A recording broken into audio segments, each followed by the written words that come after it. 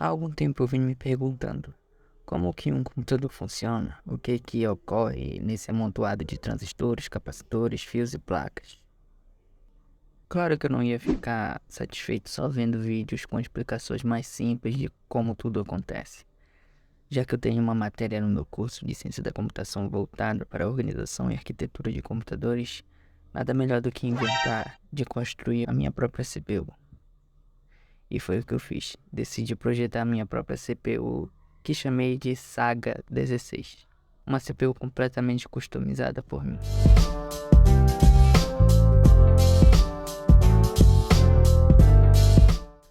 Antes de começar o projeto, eu busquei entender como funciona uma CPU no geral. Feito isso, saí em busca de algo mais palpável para mim. E como referência, decidi usar o manual do Intel 8080. Daí em diante eu comecei a pensar no conjunto de instruções da minha CPU. Para montar o Saga 16 seria inviável construí-lo à mão, simplesmente impossível. Então eu decidi usar um simulador, e nada melhor do que o Logicsim Evolução, que contém uma gama de circuitos já prontos que serviriam para a construção desse projeto. Que serviram, né? Definidos os elementos, eu comecei a pensar como funcionaria tudo. Como seria a comunicação dos dispositivos, se teria um sistema I/O, input, output. A princípio não, apenas o output que tá. Mas e as instruções? Todas as instruções seriam lidas diretamente da memória RAM.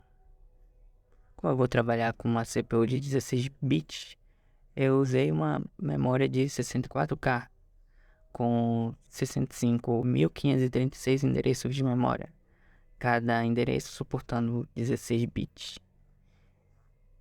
E defini que nessa única memória o programa seria lido e poderia escrever os dados nela mesma. Daí então decidi como iriam funcionar as instruções. Reservei 8 bits para a instrução e os outros 8 bits seriam um operando ou um complemento da instrução. Os 8 bits de instrução podem ser divididos em 3 partes. 2 bits para escolher a categoria de como eu quero manipular os dados, sejam mover, pegar um dado diretamente. 3 bits para escolher o destino ou origem de algum dado. E os outros 3 bits para a mesma coisa, sendo esses 6 bits mais usados dessa forma em instruções de mover. Além disso, a instrução pode tomar outras formas: aritmética, saída, pulos, escrita, leitura. Fazendo tudo isso, eu construí a CPU e ao mesmo tempo fui definindo as instruções dela e testando para ver se cada instrução realmente funcionava. Fazer um circuito lógico no Logicsim pode ser uma tarefa difícil, pois você deve ter conhecimentos prévios de lógica e eletrônica digital. No Logicsim a gente tem vários circuitos prontos que me auxiliaram na criação da minha CPU. Claro, não usei tudo. Muita coisa eu tive que construir do zero, como o Program Counter, que é o contador. Coloquei uma função de pausa nele para a execução de uma operação de saída onde eu preciso de vários ciclos de clocks e não quero que o contador avance para o próximo endereço. Para a saída eu usei o TTY, que é disponível lá no Logicsim. Ele vai ser usado como um terminal. Aí, para que a saída fosse compatível com a entrada do TTY, eu construí decodificadores de números binários para hexadecimal e chamadas BCD. Assim foi fácil transformar os números binários em uma saída ASCII. Com os vários recursos do Logicsim, eu posso editar o visual do meu circuito integrado. Dessa forma, eu pude deixar a minha CPU com essa cara que você está vendo aqui. No propósito geral da CPU, podemos ver que ela vai comunicar dessa forma. Vindo aqui no Logicsim, a gente pode notar que muito do que uma CPU realmente tem, eu descartei.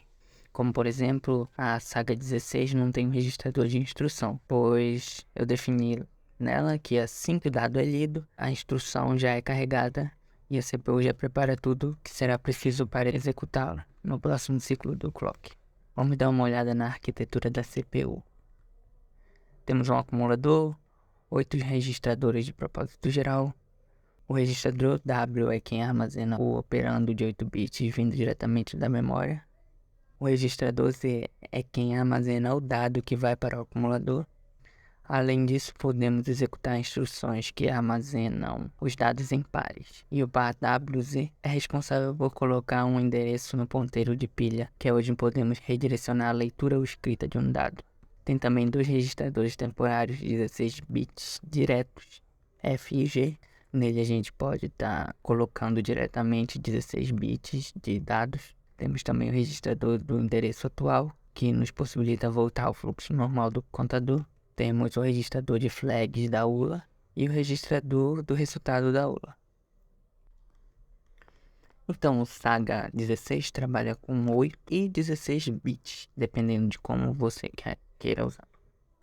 Podemos criar strings em uma fila encadeada de blocos de memória, colocando nessa fila no formato ASCII as palavras que queremos armazenar. Se trabalharmos com caracteres, cada bloco armazena 2 caracteres. E o bloco que marca o fim de uma string é o bloco nulo de zeros. Vamos escrever Hello World e pedir para a CPU imprimir. Vou aqui nesse site pegar os hexadecimais da palavra Hello World e agora eu vou definir quais são as instruções que dizem qual ponteiro de pilha começa a string e a instrução para imprimir. Então aí 3600 e 360C, eu estou armazenando um endereço no ponteiro de pilha, que seria o 000C, que é onde está o começo da minha string.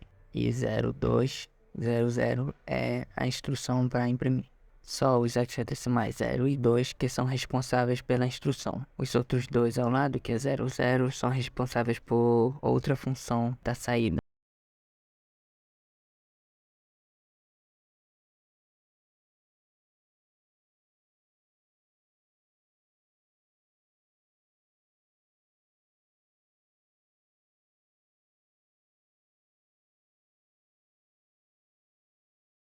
Se eu escrever 0203 e vamos colocar FFF lá embaixo. FFF seria um número em 16 bits que corresponde a 65.535. Feito isso, podemos imprimir números também.